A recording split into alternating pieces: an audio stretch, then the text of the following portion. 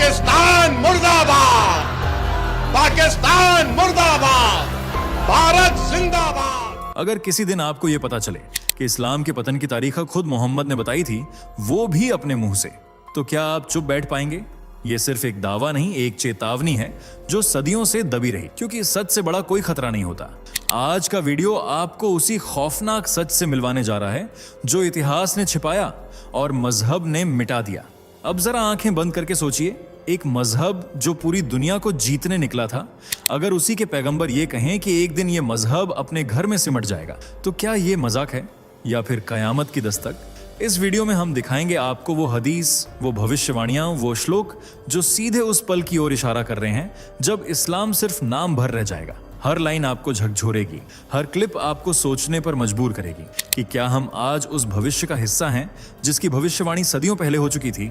तो वीडियो को अभी मत छोड़िए, क्योंकि अंत में आपको वो जवाब मिलेगा जो शायद आपकी सोच की दिशा ही बदल देगा। क्योंकि जब सच्चाई सामने आती है तो सिर्फ आंखें नहीं, आत्मा भी जागती है।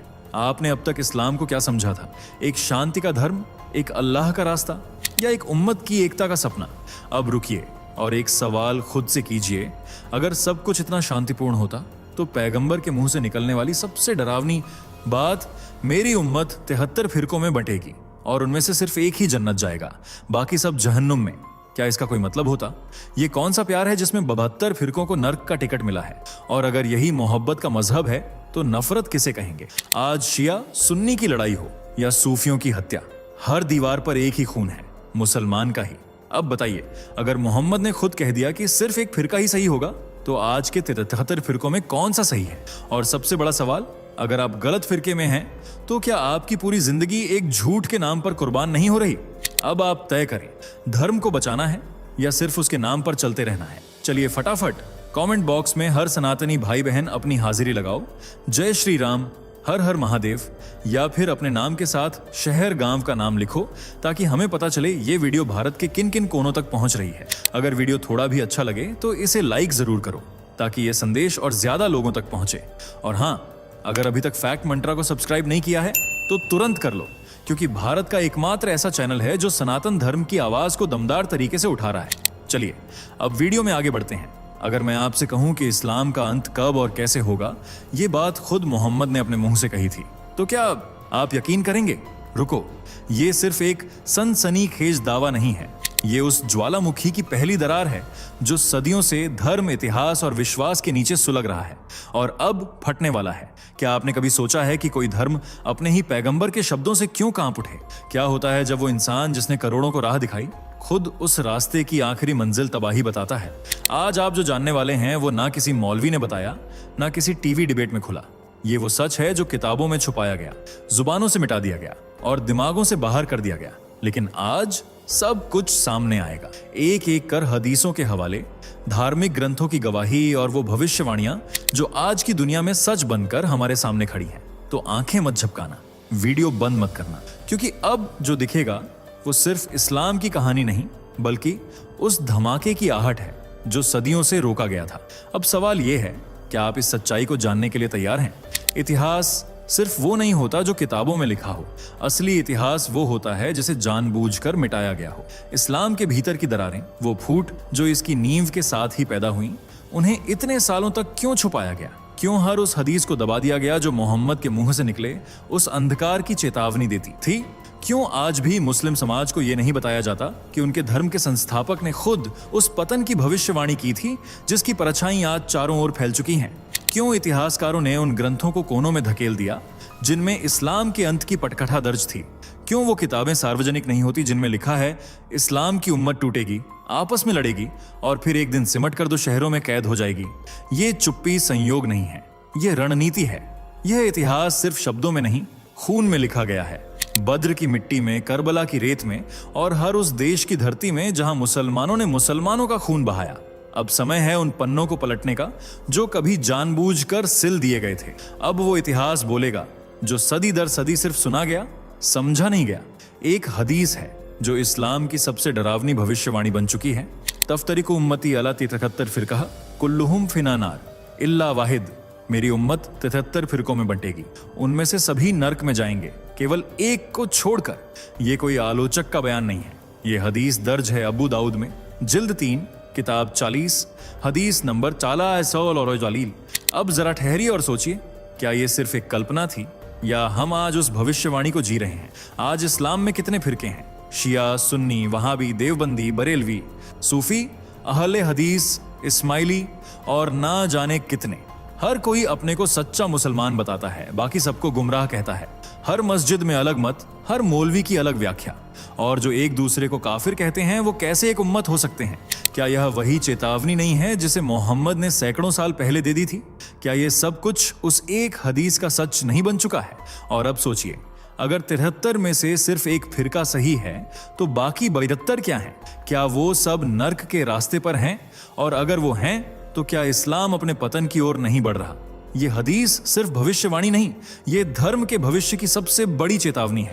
और आज वो वक्त आ चुका है जब इस चेतावनी को सिर्फ सुना नहीं, समझा जाना चाहिए। कभी आपने सुना है जब कोई धर्म अपने ही सबसे करीबी व्यक्ति के शब्दों से टूटता हुआ दिखाई दे? ये सिर्फ इतिहास नहीं, एक भीतर का कबूलनामा है। हजरत अली, मोहम्मद के दामाद, चौथे खलीफा और इस्लाम के सबसे प्रमुख व्यक्तित्वों में से एक, उन्होंने जो लिखा वो किसी दुश्मन की आलोचना नहीं, वो था एक भीतर से टूटा हुआ सत्य। नहजुल बलागा में मुआविया को लिखे अपने पत्र में अली कहते हैं, इस्लाम से पहले हम एक थे, लेकिन इस्लाम आने के बाद हमारे बीच फूट और संघर्ष बढ़ते गए। क्या ये कोई साधारण वाक्य है? नहीं, ये उस धर्म की जड़ में पड़ी दरार की सीधी स्वीकारोक्ति है। क्या इस्लाम का उद्देश्य एकता नहीं था? तो फिर मोहम्मद के बाद ही उसका सबसे करीबी व्यक्ति क्यों कहता है कि इस्लाम ने हमें बांटा? अली ने तलहा और जुबैर की हत्या के आरोपों को झूठा बताते हुए साफ कहा, मैं सफाई नहीं दूंगा क्योंकि तुमने खुद मुझे मदीना से निर्वासित किया। ये वो उम्मत थी जिसे मोहम्मद ने भाईचारे की मिसाल कहा था। लेकिन जब एक उम्मत सत्ता, संदेह और संप्रदाय के नाम पर अपने ही नेताओं को बाहर निकालने लगे तो समझिए वहां केवल धर्म नहीं, एक राजनीतिक खेल शुरू हो चुका है। और यही थी शुरुआत उस बिखराव की जो आज मुल्क दर मुल्क, मस्जिद दर मस्जिद दिखाई देता है। अब आप सुनने जा रहे हैं इस्लाम के अंत की सबसे डरावनी, सबसे प्रतीकात्मक भविष्यवाणी, जिसे ना किसी दुश्मन ने कहा, ना किसी आलोचक ने। ये बात कही थी अबू हुरैरा ने, वो सहाबी जिन्हें मोहम्मद का सबसे विश्वसनीय साथी माना जाता है। सहीह बुखारी, जिल्द 3, किताब 21, हदीस 1263 में दर्ज है, इस्लाम धीरे धीरे सिकुड़ता जाएगा और अंततः मक्का और मदीना की 2 मस्जिदों के बीच ही सीमित रह जाएगा, जैसे कोई सांप अपने बिल में लौट आता है। सोचिए, एक धर्म जो दुनिया पर छाने की बात करता है, वो खुद अपने जन्म स्थान तक सिमट जाएगा, जैसे एक थका हुआ घायल सांप जो पहले फुफकारता है, झर उगलता है, लेकिन जब उसके फन की धार खत्म हो जाती है तो चुपचाप बिल में लौट जाता है। क्या यह सिर्फ एक रूपक है या फिर आज की दुनिया इसका जीता जागता प्रमाण बन चुकी है? यूरोप में इस्लामिक कट्टरता के खिलाफ कानून बन रहे हैं, अरब देशों में ही इस्लामिक नियमों से मोह भंग हो रहा है और भारत जैसे देशों में लोगों की सहनशीलता अब चेतावनी में बदल रही है। सांप जब बिल में लौटता है तो सिर्फ थक कर नहीं, हार कर लौटता है। ये हदीस एक साफ संकेत है कि इस्लाम जितना फैला उतनी ही तेजी से वो अपने ही कर्मों से खुद को समेटेगा। आज जब हम चारों ओर देखते हैं, क्या वो वापसी शुरू नहीं हो चुकी? इस्लाम अब अपनी जड़ तक लौट रहा है और इस हदीस में मोहम्मद ने वो तस्वीर बना दी थी जिसे आज हम अपनी आंखों से देख रहे हैं। जब कोई कहता है कि इस्लाम शांति का धर्म है, तो क्या वो इन 3 नामों को जानता है? बद्र, ओहद, खंदक। ये सिर्फ युद्ध नहीं थे, ये इस्लाम के प्रारंभिक चरण की धार्मिक नीति थे। मोहम्मद के जीवन काल में ही दर्जनों लड़ाइयां में लड़ी गईं और हर युद्ध के बाद विस्तार, लूट और धर्म परिवर्तन का नया अध्याय जुड़ता गया। क्या यह शांति का मार्ग था या शक्ति का प्रदर्शन? हदीसों में बार बार एक शब्द दोहराया गया, जिहाद। लेकिन क्या यह आत्मरक्षा का प्रतीक था? नहीं। सही मुस्लिम और अबू दाऊद की हदीसें साफ कहती हैं, मेरे बाद भी जिहाद चलता रहेगा जब तक इस्लाम पूरी दुनिया पर राज न करे। ये कोई राजनीतिक उद्देश्य नहीं, ये धर्म के नाम पर युद्ध की खुली अनुमति थी। इस्लाम का प्रसार तलवार की धार से हुआ, मूल्य नहीं, भय से, विचार नहीं, विजय से। ईरान, बाइजेंटाइन साम्राज्य, अफगानिस्तान, मिस्र, अरब सेनाओं के पदचिह्न वहां नहीं, उनकी तलवारें छोड़ गईं। और इसीलिए आज जब कोई कहता है कि हम पूरी दुनिया में फैलेंगे, तो उन्हें यह नहीं भूलना चाहिए कि वो आधार ही खून और संघर्ष पर बना था। लेकिन वक्त बदल रहा है, अब वही खून, वही तलवारें धारहीन हो चुकी हैं। अगर मोहम्मद आज जिंदा होते तो क्या वे पहचान पाते कि जिस उम्मत को उन्होंने भाईचारे की मिसाल बताया था, वो आज एक दूसरे का खून बहा रही है? इराक, जहां शिया और सुन्नी बम से जवाब देते हैं, सीरिया जहां एक ही धर्म के लोग सत्ता की भूख में लाखों लाशों को कुचलते हैं, अफगानिस्तान जहां इस्लामी शासन की आड़ में मानवता को जिंदा दफना दिया गया, पाकिस्तान जहां मस्जिद के अंदर भी धमाके होते हैं और काफिर का फतवा मुसलमानों पर ही लागू होता है। कभी कभी लगता है उम्मत अब सिर्फ एक शब्द है, जमीन पर उसका कोई अस्तित्व नहीं बचा।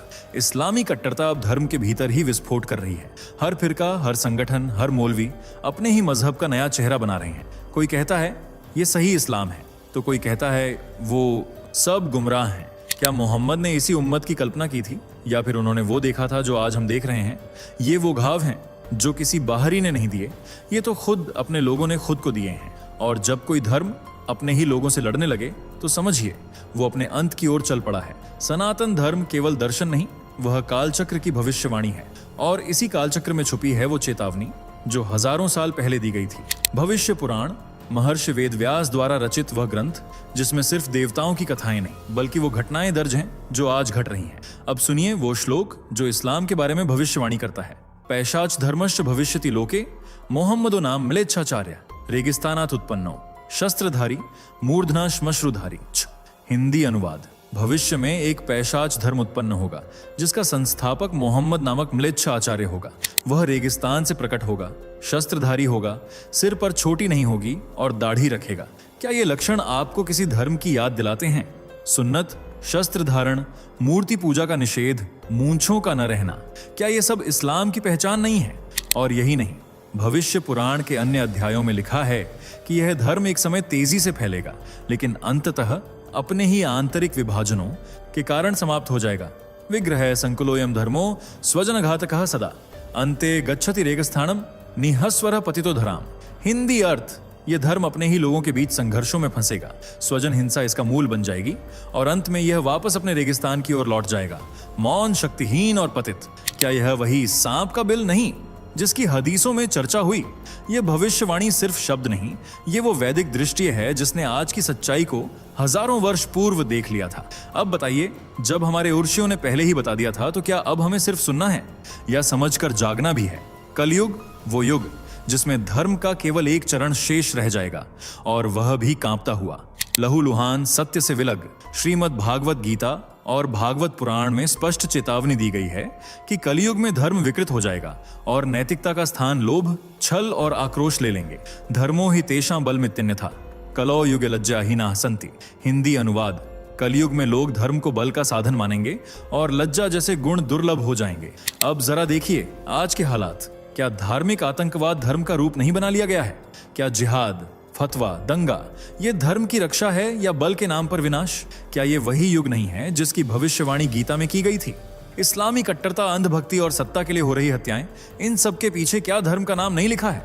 लेकिन धर्म सिर्फ नाम नहीं होता, वह आचरण होता है, और जब आचरण मर जाए तो धर्म केवल एक परछाई बन जाता है। कलयुग का यह समय चेतावनी दे रहा है, अब जागने की घड़ी है, वरना ये परछाई अंधकार में बदल जाएगी। क्या आपने कभी सोचा है, एक समय जो धर्म दुनिया पर राज करने का दावा करता था, आज उसी धर्म के अनुयायी उसे छोड़ने की होड़ में क्यों लगे हैं? यूरोप से लेकर मिडिल ईस्ट तक एक लहर चल रही है, एक खामोश विद्रोह जिसे नाम दिया गया है एक्स मुस्लिम मूवमेंट।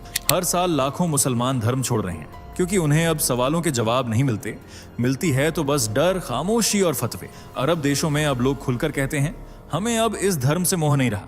और सोचिए, जब खुद धर्म के गढ़ में उसके स्तंभ दरकने लगे तो क्या वो धर्म अपने ही भार से गिर नहीं जाएगा? क्या ये वही संकेत नहीं जिसकी हदीस में चेतावनी दी गई थी? इस्लाम सिमट जाएगा, अपने मूल स्थान तक लौटेगा। क्या ये वापसी वास्तव में धर्म से विमुक्ता की शुरुआत नहीं? ये सिर्फ धर्म परिवर्तन नहीं, यह है एक आंतरिक विद्रोह जो धर्म के नाम पर पाखंड से थक चुके दिलों से उठ रहा है। और जब कोई धर्म अपने ही अनुयायियों से विश्वास खो दे तो उसका अंत बस समय की बात बन जाता है। भारत के दक्षिण में सैकड़ों वर्षों पूर्व कुछ ऐसे संत हुए जिन्हें भविष्य दृष्टा कहा गया। उन्होंने केवल पूजा पाठ नहीं किया, उन्होंने आने वाले युगों को देख लिया था। भविष्य मालिका एक अद्भुत ग्रंथ जो तमिलनाडु के संत विराट काल की भक्तों द्वारा रचा गया, उसमें दर्ज है एक चेतावनी। एक म्लेच्छ धर्म जन्म लेगा, वह पृथ्वी पर त्राही त्राही मचाएगा, लेकिन अंततः अपने गर्भस्थान में लौटकर समाप्त हो जाएगा। क्या यह वही म्लेच्छ मजहब नहीं जो रेगिस्तान से उठा, शस्त्र लेकर फैला और अब हर ओर संघर्ष और हिंसा का प्रतीक बन चुका है? हिंदू संतों ने इसे धर्म नहीं, एक काल चक्र की परीक्षा माना। उन्होंने कहा, जब अधर्म अपनी चरम सीमा पर पहुंचेगा तब धर्म स्वयं जागेगा और वह जागरण अब समीप है। ये भविष्यवाणियां सिर्फ ग्रंथों में बंद शब्द नहीं, ये हैं सनातन चेतावनी जिसे आज की घटनाएं शब्द दर शब्द साकार कर रही हैं। जब अधर्म अपने चरम पर पहुंचता है तब धर्म का पुनर्जन्म होता है। भविष्य पुराण में एक अत्यंत प्रकाशमयी श्लोक है जो उस शुभ युग की घोषणा करता है जब भी सनातन धर्म फिर से जगमगाएगा। ततः श्वेत युगम भविष्यति सत्य धर्म प्रतिष्ठाप्यते अधर्मो नश्यति भूमो धर्मराजो विजित्यते। हिंदी अर्थ, तब श्वेत युग आएगा जिसमें सत्य धर्म की स्थापना होगी, अधर्म नष्ट होगा और धर्मराज की पुनः विजय होगी। ये केवल एक पौराणिक भविष्यवाणी नहीं, ये एक चेतावनी है कि हर पतन के बाद एक पुनरुत्थान होता है। इस्लाम जैसे म्लेच्छ धर्मों के पतन के साथ ही सनातन की रोशनी फिर से उदित होगी। वह युग जहां न तलवार की पूजा होगी, न काफिर कहकर हत्या होगी, बल्कि होगा सत्य, करुणा और धर्म का पुनः प्रभुत्व। श्वेत युग की शुरुआत वही करेगा जो आज इस अधर्म को पहचान कर उसके विरुद्ध खड़ा होता है, और शायद वो पहला कदम आपका होगा। तो आपने सुना, हर हदीस, हर श्लोक, हर भविष्यवाणी एक ही दिशा में इशारा कर रहे हैं। इस्लाम जिसकी शुरुआत आग से हुई, अब अपने ही राख में लौटने को मजबूर है। हमने आपको वो दिखाया जो किताबों में दबा दिया गया था, जो मस्जिदों की दीवारों में कैद था और जो दिलों में कभी पूछने की हिम्मत नहीं थी। लेकिन अब जब ये सब कुछ जान चुके हैं, अब आप क्या करेंगे? क्या इस चेतावनी को वहीं छोड़ देंगे जहां पिछली पीढ़ियों ने छोड़ दिया था, या आप वो बनेंगे जो धर्म और सत्य की मशाल आगे बढ़ाएंगे? अगर इस वीडियो ने आपके भीतर कोई सवाल, कोई भावना, कोई आग जगाई है तो बस एक बात कीजिए, वीडियो को लाइक करें, कमेंट करें मैं सत्य के साथ हूं और शेयर करें ताकि यह चेतावनी हर सनातनी तक पहुंचे। आपका एक शेयर शायद किसी की आंख खोल दे, आपका एक लाइक शायद एक और आवाज बन जाए, क्योंकि जागरण अकेले नहीं आता, वो तब आता है जब हम सब साथ आते हैं। अब निर्णय आपका है, क्या आप इतिहास को दोहराएंगे या धर्म का नया इतिहास रचेंगे? दोस्तों, आपकी स्क्रीन पर 2 और वीडियो दिख रही हैं, जिसे देखने के लिए आप स्क्रीन पर क्लिक करें। दोनों देखिएगा, बहुत अच्छी वीडियो बनी है।